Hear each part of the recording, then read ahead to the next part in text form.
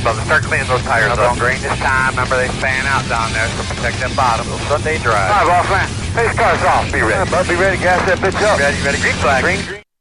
Go for it. Welcome, everybody, to the Inside Pass on WSIC. I'm trying to plug stuff in for Tom this morning, and I don't know where to plug it in at, so I don't want to knock us off the air. So, thank you for joining us on this Tuesday morning. I'm Randy Miller. Tom Becker's sitting over in the Soman seat, and look who's sitting next to me. It's Drew Dollar from the Arca Racing Series, the second most recent winner of the tour, because he won at Talladega. So, oh, well, look at that. My headset just went off.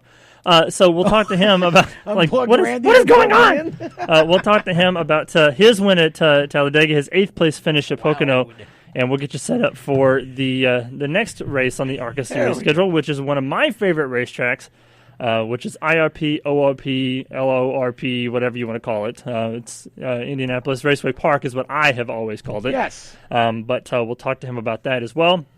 And on the strepmasters.com hotline today, we've got Sir Nicholas Degroot. He is a writer for motorsport.com and apparently a very good iRacer. He's won 3 iRacing races in a row. The Monday Night Mayhem show that they do on Mondays with iRacing and the Elite Racing Series League. He's won 3 races in a row now. So got to get top dollar to get him on the show. But he'll join us to kind of help us talk about what's going on in the NASCAR world with the Pocono race weekend.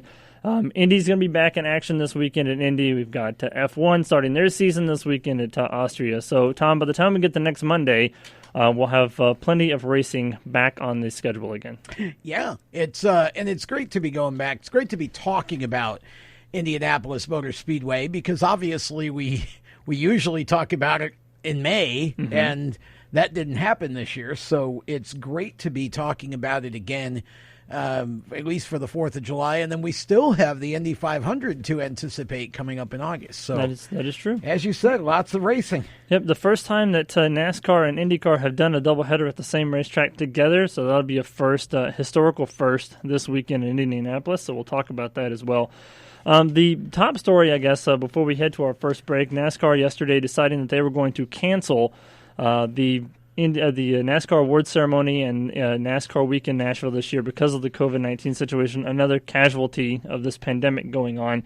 NASCAR just feels like there's not really, a safe way in order to do it, especially having all the drivers together.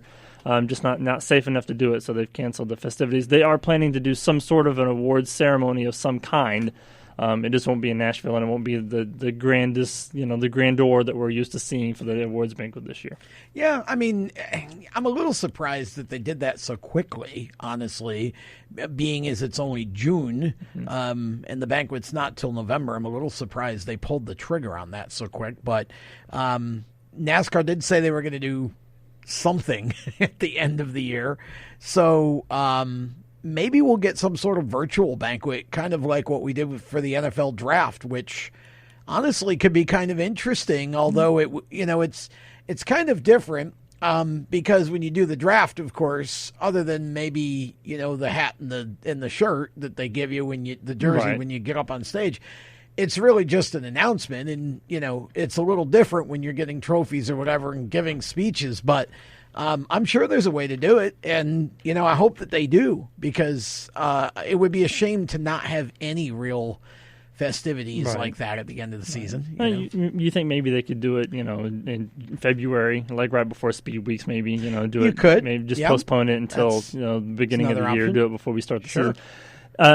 Nick Moncher, sometimes our producer, but he's sitting off the camera today because Drew's here and he has to keep him in line. Does Arca has a awards banquet, right, every year? Yeah, they do in Indianapolis, the PRI show. And it's probably going to happen right now. Yeah, PRI still on. PRI still on. So at least maybe Arca will get their awards banquet at the end of the year. Yeah, and I hadn't even thought about PRI, but I mean that's a. If you want to talk about a mass gathering, that would qualify. I think maybe the saving grace there would be that's held in Indianapolis. True. And Indiana's way ahead of a lot of the rest of the country actually for all this. So hopefully by December, that could still go on with no problem because that's a pretty big deal to the motorsports industry. It's kind of funny to me though when you think about Tennessee and the fact that Tennessee's pretty much wide open right now. Bristol's almost sold But you think about this event happening in November or early December, and they've already canceled it. But I guess it's a matter of when it comes to fans being in attendance, it's kind of like enter at your own risk. But when you're dealing with having basically the entire NASCAR garage area in one spot at the same time, it's about eliminating risk. I guess more than anything. So it just seems like it seems a bit premature, but right. I guess when you start thinking about all the logistics that go into that banquet, it's probably apropos, I guess. But right. Mm-hmm. It's too bad. But hopefully next year, maybe they can hold the event in Phoenix or something. Since they're going to Phoenix for the season finale, just hold it in Phoenix while they're all there. Yeah. Kind of thing. Because you don't need a huge place. You just need a big enough place to have the drivers and their crews and stuff. You can social distance a big a big arena like with the Talking Sticks Arena or whatever the Phoenix Suns play. Would be a good place to have it, just so you can social distance everybody and still be able to have a decent banquet and social distance everybody. So, yeah, it's I don't know. It just I sure hope that we just get over this soon because. It's really kind of a every time we think we've got it, it reeks its weary head. All right, we're going to step off to a break. We'll come back on the other side. Nick Degroot will join us from motorsport.com. We'll have more with Drew Dollar, and we'll talk about everything going on in the NASCAR world when we come back. Stay with us. The Inside Pass on WSIC returns right after this.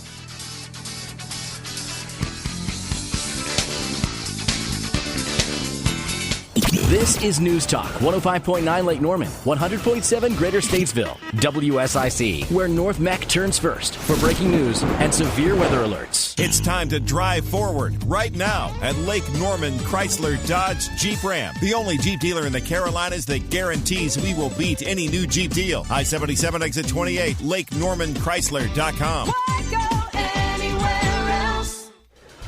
For WSIC, I'm Fox 46 meteorologist Nick Koser. Storms dying out overnight. That low drops down to 68. Tomorrow, 87 with a 40% chance for showers and storms in the afternoon. Thursday, we'll top out at about 89 with a 20% chance for showers, and about the same for Friday. From the Neighborhood Stormwatch Forecast Center, I'm meteorologist Nick Koser. Be sure to catch Chief Meteorologist Tara Lane today on Fox 46 News at 5. Retirement, college savings, tax planning. At each place in your financial life, your desires and goals change. At North Main Financial Group, we are committed to meeting clients at their point of need. Because no two clients are the same, we pride ourselves on tailoring a financial plan to fit your specific needs. We will walk you through step by step as we customize a financial strategy to meet your vision and objectives. Visit us at northmainfinancial.com. That's northmainfinancial.com.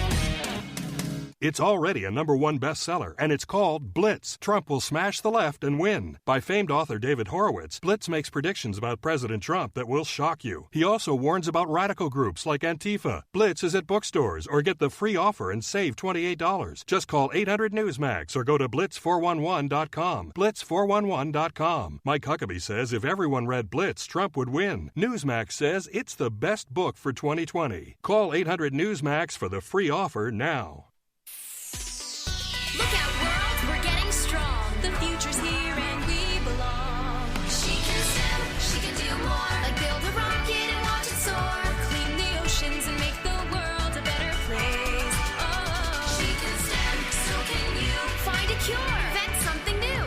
There's no challenge in the world that she can't face. She can STEM. Learn more at She Can STEM. A message brought to you by the Ad Council. Once upon a time, there was a nice house that lived with a family. The house loved the family and took care of them. One day, it started to rain and rain.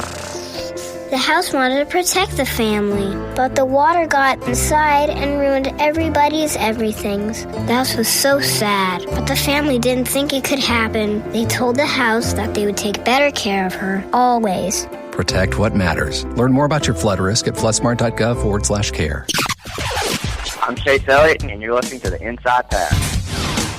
Welcome back to the Inside Pass on WSIC. I've never seen Nakia with that look on her face during the commercial break. Some of the commercials that we played during the break, she's like, what? Yeah. What is that? Welcome back to the show. Randy Miller, Tom Baker sitting in the Simmons seat. Drew Dollar sitting next to me. We've got Nick Monter sitting off to the side of there, supervising today's program. And on the Strutmasters.com hotline, we have our just in time, our good friend, Motorsport.com writer.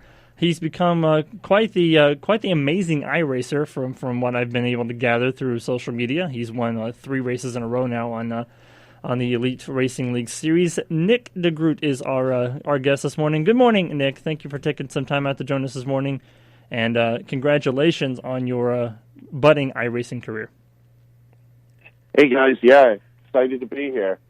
I'm surprised you got yourself out of bed to come and join us this morning, because your life revolves around iRacing now. You've become this Jimmy Johnson-esque iRacer now, and so it's very hard to get you to stop momentarily. Wait a minute, I didn't think Jimmy was very good at iRacing. Well, I'm talking about like the stature in terms of what accomplishments, legendary status, accomplishments in a short amount of time is what I'm trying. Because Well, now for this next race, they said because I won 3 in a row, they're going to be putting a bounty on me. So I'm going to have a target on my back next week. See, Drew Dollar's in studio with us. Drew, you've arrived and you're doing something when they put a bounty on your head. Yeah, for sure. That definitely wouldn't happen to me on iRacing. Me neither. They'd be putting the black flag out for I'm me. trying to get Nick to teach me iRacing, because apparently he's got it figured out. He's won IndyCar races, he's won street stock races, he's won a couple of NASCAR races. You're doing dirt next week in Eldora, right? Yeah, but I've never won an Arca race at Real Life Talladega, so there's that. That's true. There you go. That is true. Drew does have one over on you, but. See, the key is that we've seen so many guys come from the iRacing world. Like William Byron is the first guy that comes to mind, somebody who's become proficient at iRacing and then turn around and have a pretty good career in racing. Raja Karuth is doing it right now. So, I mean, there's hope for you yet, Nick. All you have to do is just, get your job, motorsport.com, to shell out some money to get you a sponsorship and get you a good quality ride, and you'll be battling Drew Dollar for the win, in no time at Talladega. Yeah, sounds easy enough. Yes, in theory, yes, it does sound easy enough. So let's talk about Pocono. Pocono was one of the races on the schedule where we thought we were going to see a boring race, which is typical fashion for Pocono. But I personally feel like, and Nick, I don't know if you agree or disagree, that I thought the races were actually pretty good, considering that the track is normally one of the most boring races on the circuit. Oh, yeah, I think the truck and Xfinity races absolutely knocked it out of the park. I mean, the Cup races, there's still that argument about the package and how it's changed the race at Pocono and how it's hard to get the leader, but even those races were fairly decent. I think the Xfinity and truck races were far more exciting, but I think the Cup races were an improvement over last year, so that's saying something. And Kevin Harvick and Denny Hamlin, they put on quite a show in both those races. I think what made the Cup racing better over the weekend was the races were shorter, so it changed the strategy. It changed the pits, stop cycles. I mean, I think it made them a little more aggressive than what that they normally would be. And I actually hope we keep that format at Pocono, especially for Cup. The truck and the Xfinity races were just awesome races. They were a bit on the Crash Fest side, but they were both great races and really good finishes.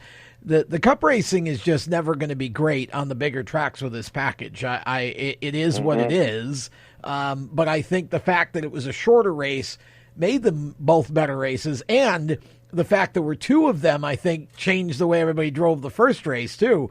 And so I actually thought the shorter distance made the racing better, just because, again, you didn't have as much time to kind of get your car dialed in or whatever. It was get on it and go. Yeah, I actually like the Cup race, more than the truck race and the Xfinity race, I think, just because you got to see a little bit of strategy. You got to see long green flag run, which I know a lot of people get bored of, but I like to kind of watch the trends and stuff like that. In the truck and Xfinity race, my problem with that, they both had really good finishes, so I was happy about that, but there's no strategy in it. They had cautions for like the whole time, and especially early on. And with a shorter race like the trucks and Xfinity, you just drive to the break pretty much, and then you pit and you get the tire. Same with the Arca race. I mean,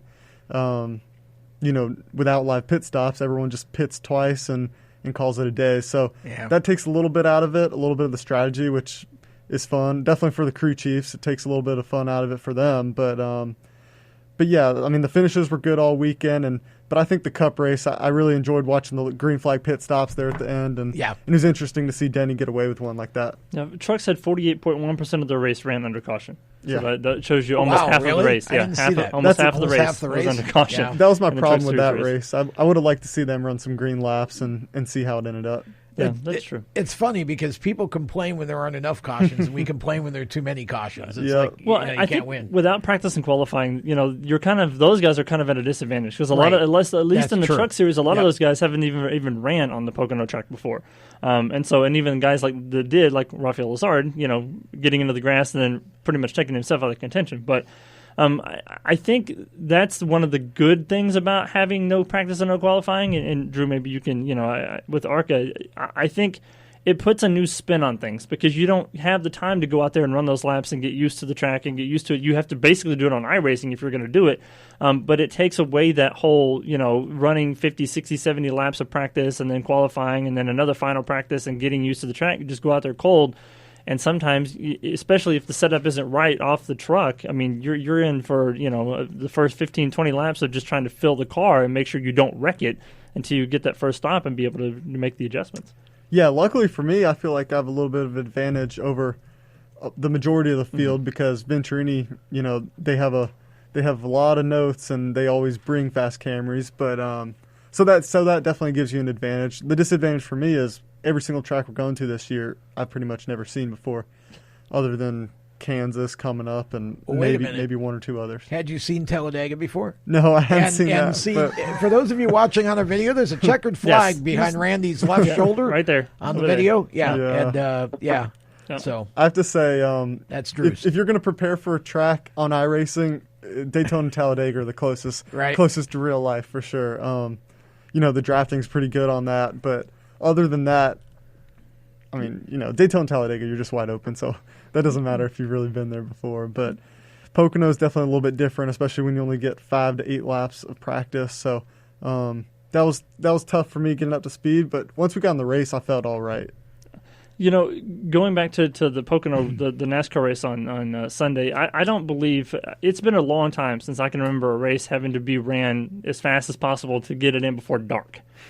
Because it's been, it's been a few years, and Pocono is one of only a handful of tracks on the circuit that don't have lights, and it begs a question that a lot of people have asked on social media: how come not every track would have lights? Because it seems like it would be an advantage to have them just in case something happens like this, where you are pushing up against daylight and not wanting to get the race in, but then not wanting to have to call it early. I mean, you want NASCAR to run as many laps as possible. So it's kind of one of those scenarios where, does it make a track unique to not have lights, or should every track have some sort of light system in place to be able to continue running races and not have to shut down because of daylight? Yeah, I think it's so expensive to have lights, especially at a track that's a couple that $1 million long. at least. Oh yeah, I mean that'd be a really big investment, but at the same time, I think that'd be so awesome to watch a night race at Pocono. I think that would put on a really good show. You got a thought on that, Nick Degroot?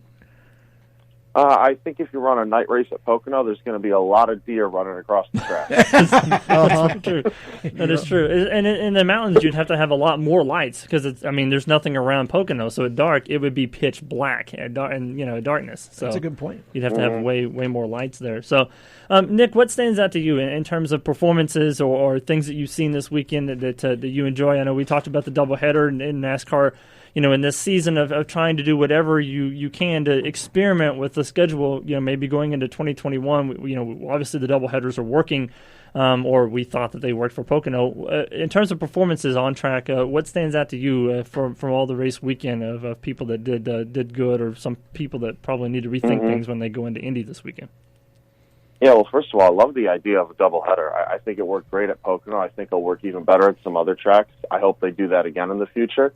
And as for performances, I was surprised with just how lost Hendrick Motorsports seemed to be in both races, considering how strong they've been throughout the earlier races of the year. So that really surprised me to see how far off they really were for those two races.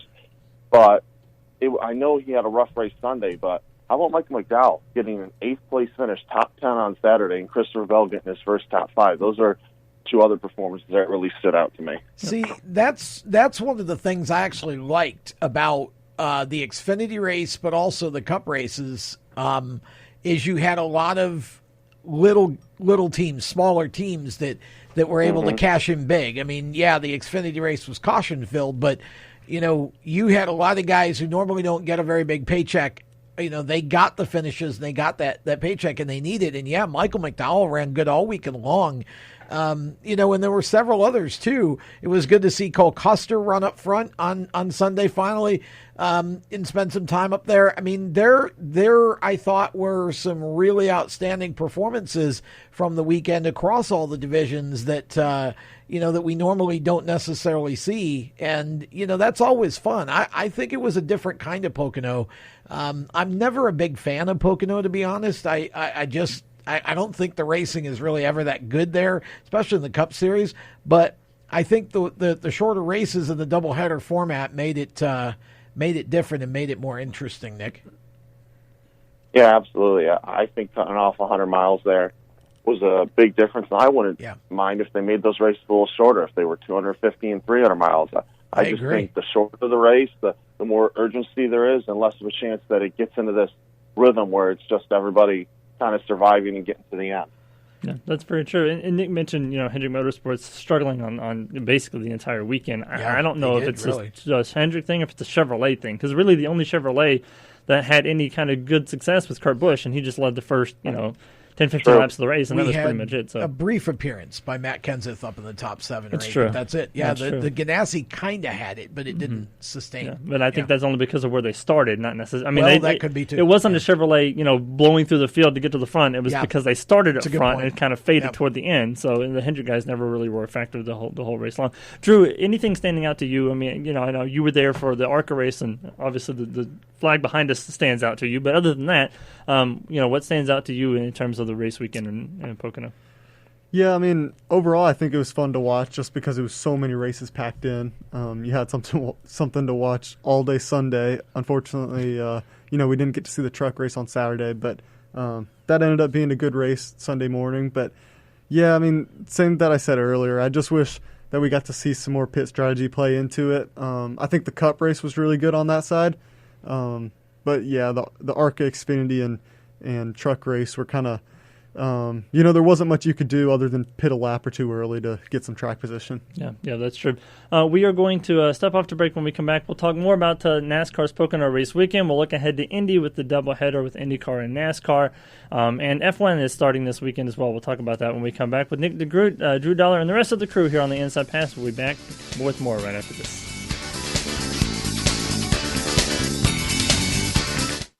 This is News Talk 105.9 Lake Norman, 100.7 Greater Statesville, WSIC, where Southern Iredell turns first for breaking news and severe weather alerts. Headlines for Statesville and the region. Here's WSIC News.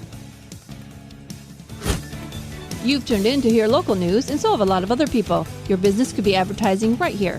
Find out how affordable it can be. Call 704-872-6345, 704-872-6345. Thanks for tuning in for local news with WSIC. I'm Margaret Beveridge. The NASCAR Hall of Fame will sponsor the historical moments portion of the Firecracker 400, broadcasting on July 1st on the iRacing platform. The NASCAR Hall of Fame sponsored historical moments will juxtapose the excitement of a live esports event with historical footage from Firecracker 400 races held at Daytona International Speedway. This segment will specifically highlight the races held from 1985 to 1987 in conjunction with the cars being used during the broadcast, which represent that era. The NASCAR Hall of Fame will also be shining a spotlight on some of its past inductees, 25 of whom were directly involved in the 1987 Firecracker 400. WSIC is working around the clock to help keep you informed, so visit WSICFM.com as well as our Facebook page and stay tuned right here for more. Are you ready to perform at your peak when it matters the most? At Mental Edge Fitness Solutions, we can help you avoid mental blocks, improve your focus, as well as perform under pressure by using science to see what your brain is doing in real time. Contact us at Mental Edge Fitness Solutions 919-606-2566 or visit us online at mentaledge-fitness.com if you are ready to reach your peak mental performance. I'm Pastor Chris Thompson, and I want to invite you to join me this Sunday at 10 a.m. for the River of Life broadcast on WSIC, where we open God's Word and discover how God's truth transforms our life. That's the River of Life broadcast on WSIC at 10 a.m. Hey, this is Kyle with WSIC. Tune in Wednesdays at 8 a.m. for Houston Solutions with me, Kyle Houston. Don't just complain about the problems in your community. Join us and be part of the solution. Houston Solutions on WSIC at 8 a.m. Join WSIC for a full 24 hours of patriotic music Friday at 6 p.m. in honor of Independence Day. Music presented by JSCM Group, GM Millen, Black Automotive Group, and Lake Norman Chrysler Dodge Jeep Ram. This is News Talk 105.9 Lake Norman, 100.7 Greater Statesville, WSIC, where Statesville turns first for breaking news and severe weather alerts. Hello, race fans. This is Chris Wright. Thanks for listening to these guys. Man, what some great radio hosts. You're listening to the Inside Pass. You know, speaking of Chris Rice, that team has won $300,000 just in the last 3 races of Dash for Cash. Yeah. That's crazy. Yeah, it was crazy. Welcome back to the Inside Pass. Randy Miller, Tom Baker, Drew Dollar, Nick Monter sitting over on the other side of the production studio. Nick Degroot is on our StartMasters.com hotline, breaking down the race weekend at Pocono. You know, I was going through some of the stats of some of the things that have happened so far in the season. Kyle Busch has no playoff points at all in the first 15 races of this year. That is crazy, Tom. It really is. In fact, Nick, that's one of those, the season's gone on and you don't even you don't think about it because he's all, he's competitive in trucks, he's competitive in, when he races Xfinity, and you look at the Cup side, he's done jack, basically. That's a staggering statistic when you think about it. Yep. Thoughts? Yeah, and David Wilson from TRD actually talked about this a couple weeks ago, and I thought he had a couple of very interesting comments because what he said is that, and a lot of people don't know this, Kyle is a very analytical driver, and they sometimes even jokingly refer to him as the co-crew chief because of how much feedback and how much information he gives during practice. And they said, with that being taken away from him, he's having to adjust the way he approaches these races. And the first 2 stages, like you said, he's getting no stage playoff points. He's using that to try to catch up on the car. And I think that comment by him was given credence by what we saw at Pocono because they had 2 races. You could almost say that first race was the practice session. Yeah. And then you look at that second race, he was in a position to come back into the lead when stops cycled through when he ended up, of course, getting wrecked there. So I think the lack of practice, the lack of track time before the race is actually hurting Kyle this year because he's not able to get comfortable with the car and get the car the way he wants it before the race. That's a very good point. I never thought about that. Well, and see, that's why I like it, though. And not meaning that toward Kyle personally, but just the idea. I like that Kyle's not winning. The idea, though, that has helped some other drivers and maybe hurt some others where you're seeing a shuffle in the field for some of these races on who's running up front early on. So you get more comers and goers and you get to talk about more different people. I actually like that. That's true. Drew, how much has it having ran a couple of ARCA races since we've come back from coronavirus, how much different is it not being able to practice and qualify? Yeah, it's weird. It wasn't that big of a deal at Talladega other than we didn't make any single car runs. We went straight on track and had a draft. But, other than that, it's been pretty different at the different tracks. Like Pocono's different. This weekend we're going to Indiana. We're going to IRP, and that's going to be different for sure because I think we get 45 minutes or something like that of practice when usually we get like a whole test day or something like that.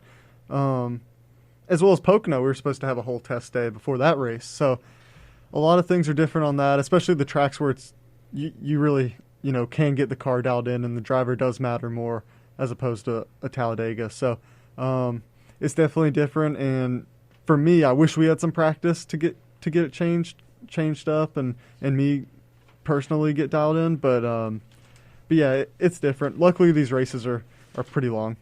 So another guy who kind of appeared into the top 15 that we haven't seen lately is Matt Kenseth. We talked about the strongness of how Chip Ganassi Racing was really the only Chevrolets that showed any kind of brilliance, going into the starting grid for the Sunday race at Pocono.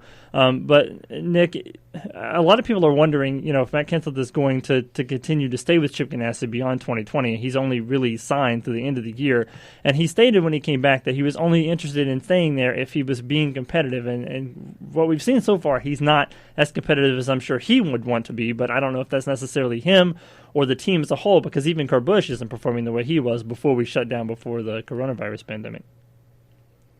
Yeah, I mean, I don't want to speak for Matt Kenseth, but you can. That's fine. I would bet that he's not a fan of this package at the bigger tracks, and I wouldn't be surprised if the year ends the way it's going. If he's just like, all right, glad I could help out. Bye, guys. Yeah. But I don't think he would be having as much fun with this car as he would have 3 years ago. Yeah, but it could be him being a victim of not being able to. He's kind of chasing the package because he's never run this package, and it's been a while since he's been in the car.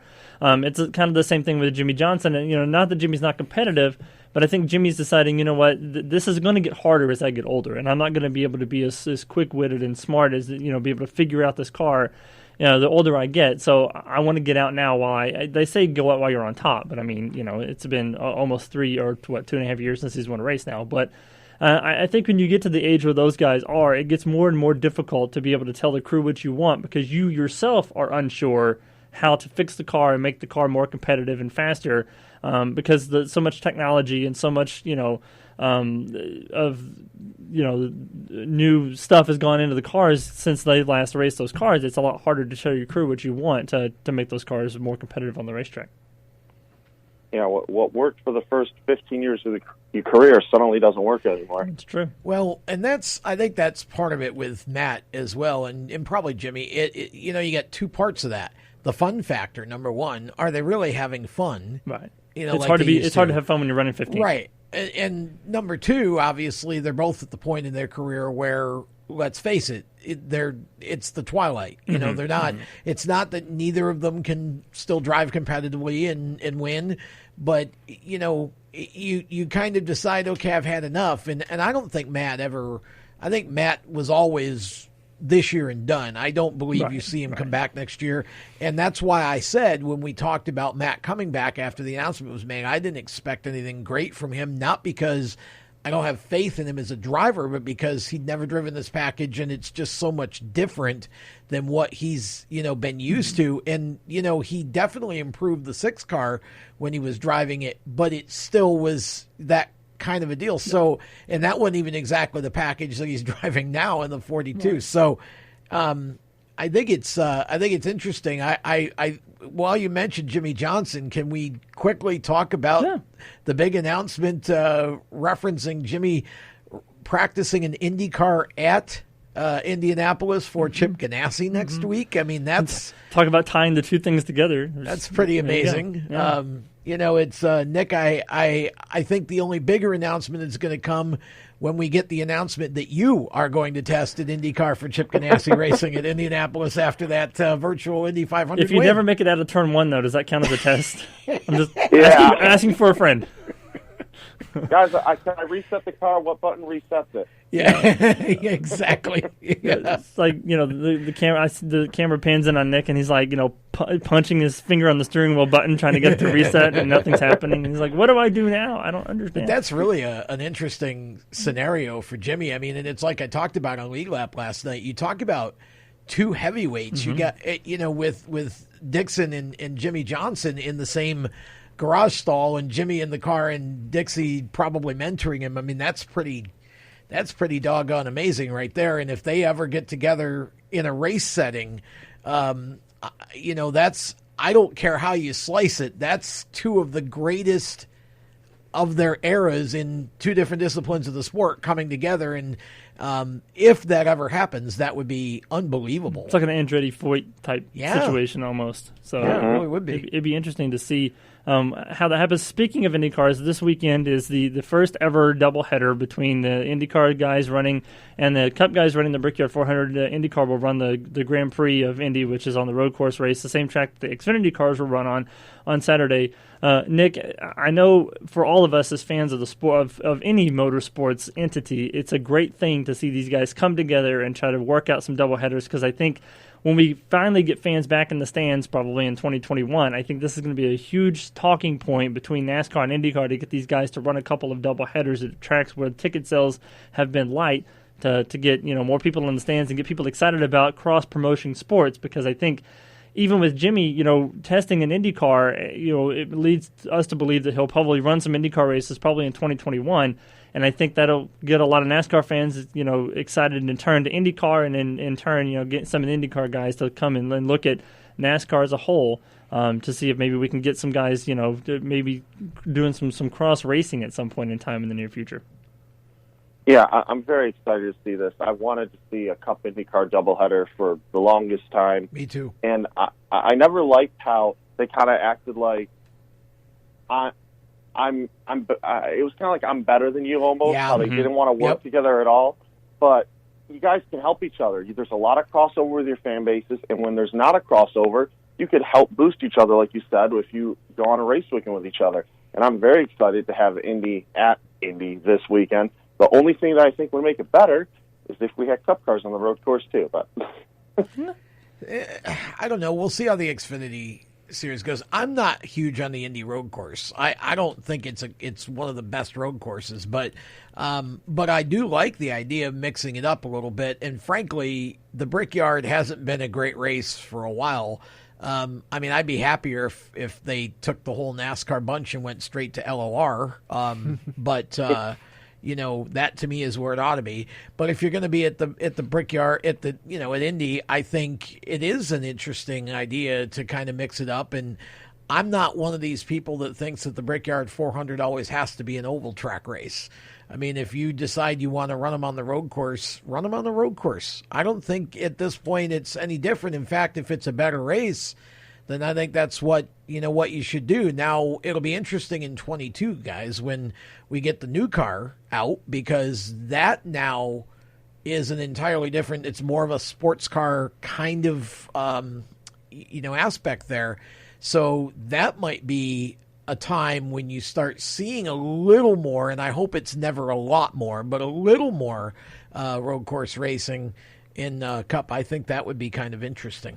Yeah, for sure. All right, Nick, I know you got to run, but thanks for coming on as always and joining. Do you have any questions for Drew before we let you go? Because I know you've been sitting here and talking, but do you have anything to ask Drew Dollar while he's here? Well, Drew, is it true that you started racing when you were 15, 16? Yes, sir. Yeah, I would have gotten in a Bandolero car about 15 something, and then ran 2 years of legend cars from 16 to 17. So, yeah, that's true. Drew is. And what compelled you to want to get in a race car? Yeah, I mean, my family wasn't ever in it, so that was definitely something a little bit different. I guess just kind of watching everything and slowly. I mean, I got exposed to it a little bit, and then I found I was interested in it and started watching the races all the time, and I guess just eventually found my way into a legend car. Nice. That's very cool. Drew is progressing in dog years. That's true. That's true. Yes. He's skipping steps. Well, I think the thing for me is just, starting when you're 15, 16 years old gives you a little bit, you're a little bit more mature and you're able to move across the steps a little faster. You're not having to wait to get on a mile and a half until you're 18, because I was already 18 by the time I got in a big car anyway. Yeah. So Nick has about 5 years before he matures to the level of the dog. Nick, thanks as always. We will talk to you again at the end of next month, as we always do, and keep playing fantasy NASCAR, because I think you're starting to catch me. I haven't actually updated the points yet, but I think you're pretty close to me by now. So, but keep doing what you're doing. All right. Thanks, guys, as always. No problem. Nick Thanks, Degroot, Nick. everyone. We are going to take a quick break. We'll be back with more of the Inside Pass right after this.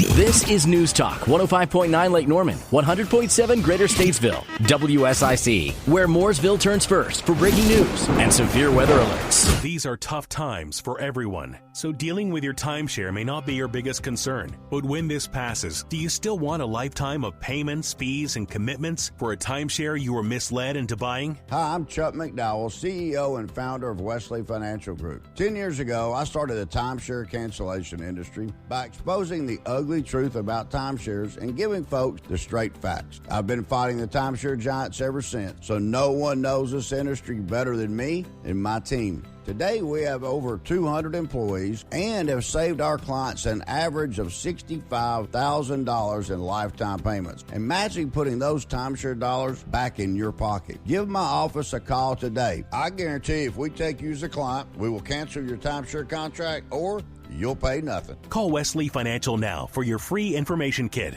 800-691-9999. That's 800-691-9999. 800-691-9999.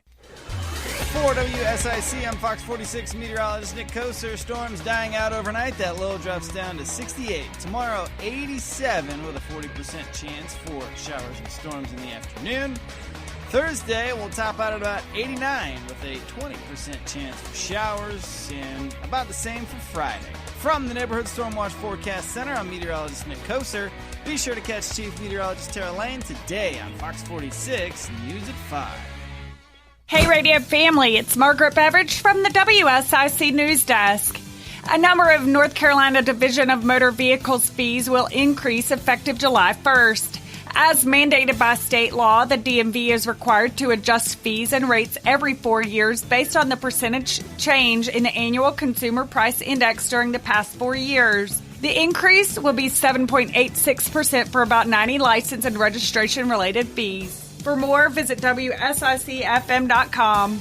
FedEx Ground is hiring nearly 500 new team members to meet critical demand for service created by COVID-19. While North Carolina officially reopened for service Memorial Day weekend, increased demand for online service remains as cases of the coronavirus continue to go up in the state. As a result, FedEx Ground is hiring 480 new workers in Charlotte alone to meet demand.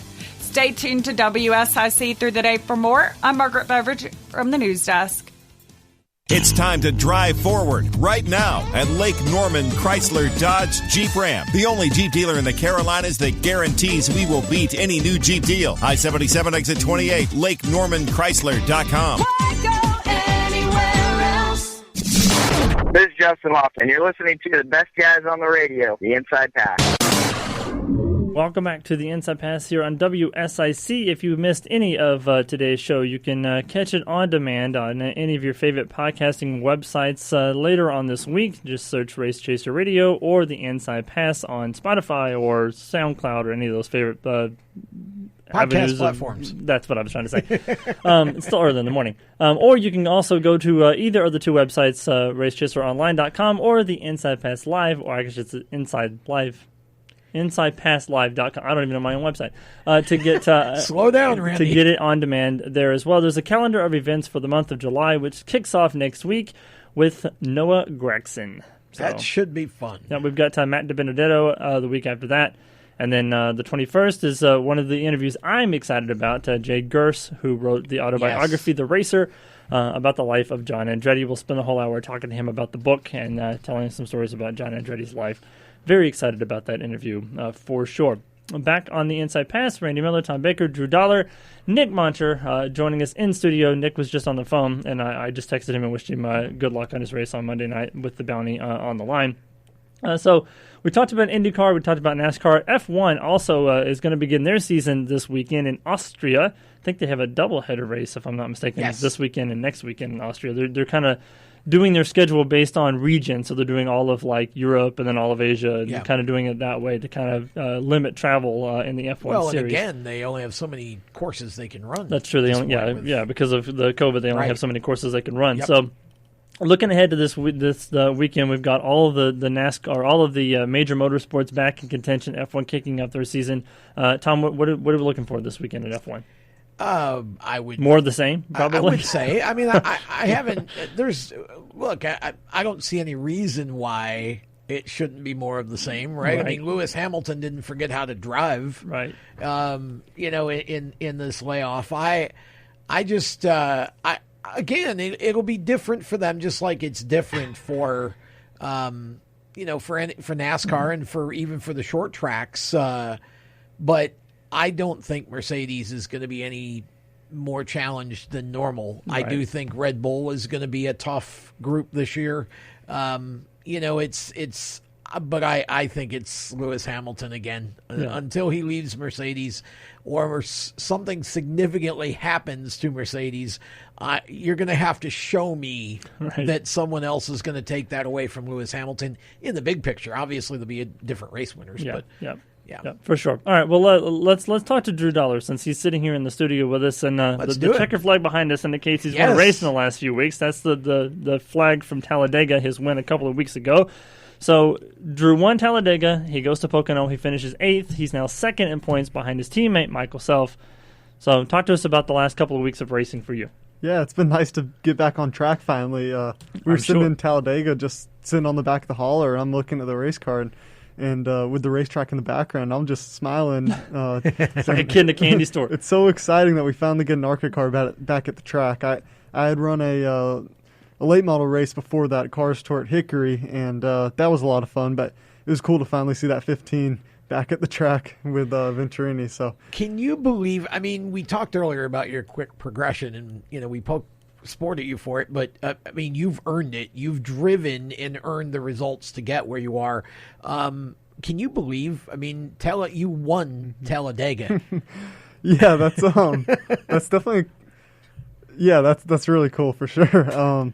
I think that's something that, like, you know, when you're in the heat of it all, which is really what's going on right now, you know, you're thinking about points and winning more races. So you're just like, yeah, it's cool. I won a race and you know, I had a good points day and we'll continue on. But, you know, at the end of the season, looking back, you're definitely going to think like, yeah, that's something that was really special to me. And it is special to me right now. But, you know, right now it's just so much focused on you know, continuing on and winning more races to where, you know, you really don't have time to sit back and think like, oh, that's nice. Yeah, I think when you look at your credentials or your accomplishments at the end of the season, you're going to look at certain tracks and go, you know, I could have won there. I know I'm good there. You look at Talladega and you go, I survived at Talladega, because it's one of those tracks where everybody goes to and you have no idea what you're going to get yourself into when you go, because there's so much of an unknown at Daytona and Talladega that anybody who wins there can say, I was the only one that didn't get in a wreck. Yeah, that's true. But I mean, we have super fast cars at, you know, all the tracks, but at the super speedways, our Camrys are super fast, and they are. And I was super happy with it at Daytona, and we brought the exact same car for Talladega, and with the car that I had, there were probably about 3 other cars maybe that were able to put themselves in the same positions that I was, and you know, those were the cars running up front at the end. Obviously, the Venturini teammates, and I think the Gibbs car was pretty strong as well. So, you know, between all those cars, I felt like one of them was going to win. Yeah. You know, luckily it ended up being us. But yeah, I think in the Arca Series, obviously in Cup, everything is so tight. I think the Arca Series is tight as well, but when you go to some of the bigger tracks, you can get a pretty good advantage over some of the other cars. Well, yeah, I mean, obviously you can tell the difference at the bigger tracks between the teams, and it's not talent, it's just resources. You know, when you get these wins at super speedways where it's kind of like Justin Haley's win at Daytona last year. Well, but it was, no asterisk, no nothing. He was in position to win, and he won, and that's something that you can carry away. That's a career moment. And you know, Talladega, you were certainly fast. It isn't like you just were sort of sitting there at the end, but you never want to diminish a win by saying, well, I lucked into it or other guys crashed or whatever happened. I feel like sometimes we do that. And also the other thing with you winning so quickly there is it was Venturini's first win at Talladega. That's crazy. I think and that's Drew the coolest, Dollar got it. That's the coolest part for me. Yeah. It's crazy to think like there's a track on the schedule that is run that often. That Venturini doesn't have a win at. Like I understand maybe a new track, but that doesn't sound like a real stat, but it is. So I think that's one of the things that made it most exciting for me to get that win for the Venturinis. That's staggering. I didn't even know that. That's a staggering statistic. I didn't even have any idea. I forgot about that. That's crazy. So looking ahead, Friday night, you guys are at IRP, ORP, LORP, whatever you want to call it.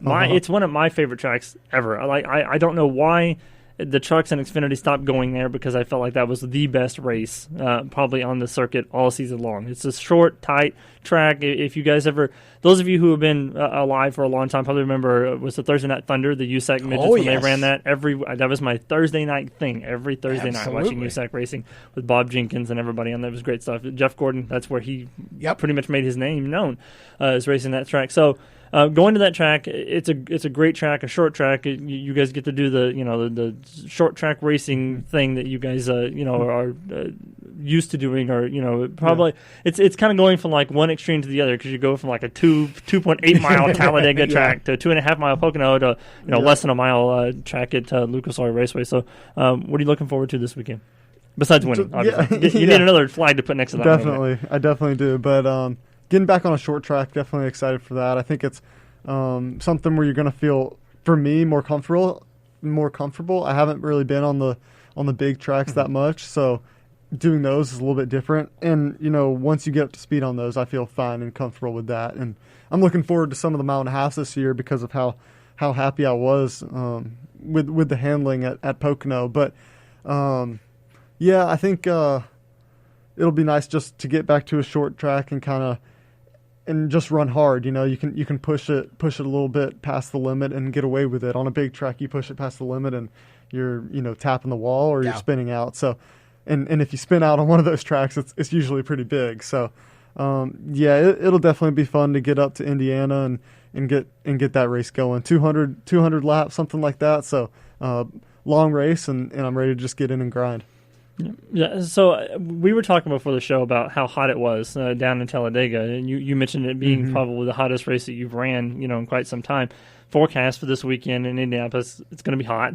So how does that change your mindset, knowing that it's going to be a hot night? It's by the time the race is over, it's still going to be upper 80s, probably close to 90 degrees. Inside the car, talking about 125, probably 120, 125 range.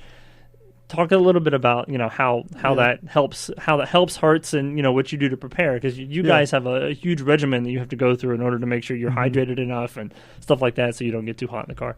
Yeah, I think one of the number one things is with Toyota, you're given the resources to prepare yourself to work out and prepare yourself physically and mentally for these hot races. But Talladega was so bad because the car's on right on the track. You're wide open the whole time. So you're not coming off the gas. You got the right side window in, and you're trying to keep airflow. You don't want air coming in the car because it just becomes like a parachute. So everything you can do makes the car an oven pretty much. So that's the worst part about that there. And it was on a really hot day as well. But going to a short track, it will be hot, but it's not going to be. I don't think it's going to be as bad because you're using the brakes, so you're coming off the gas.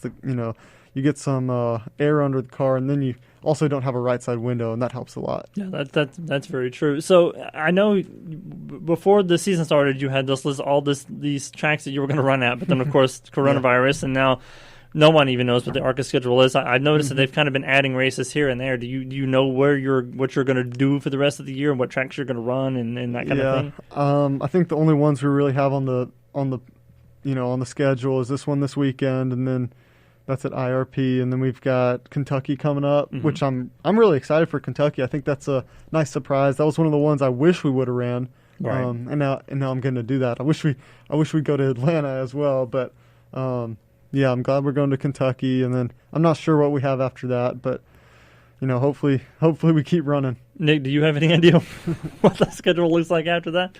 So, we have Lucas Oil this weekend, obviously, Kentucky next weekend, Iowa the following weekend with IndyCar. Then we go to Kansas, which is our makeup for Chicago. Okay. And then it gets a little hairy after that. They think we're still going to Gateway, which would be the regular weekend, but they're not 100% sure yet. And then we'll be going to Michigan with the Cup cars. And then Watkins Glen with Cup. And then as of now, it looks like our 2 dirt races are still on, even though the fairs are canceled. Really? And that's about it. Wow. So how close are you guys to the actual schedule after that? After the 2 dirt races? Once we get into August there, if Gateway still happens, with the exception of Michigan, everything's pretty much back to normal. Oh, cool. All right. Well, there you go. So congratulations, Drew, on your win at Talladega. Good luck at IRP this weekend. You guys have a happy 4th of July. Be safe. Enjoy the races at Indy this weekend, and we'll see you Thursday for Motorsports Madness. For Tom Baker, I'm Randy Miller, Drew Dollar, Nick Monter, Nick Degroot. Bye.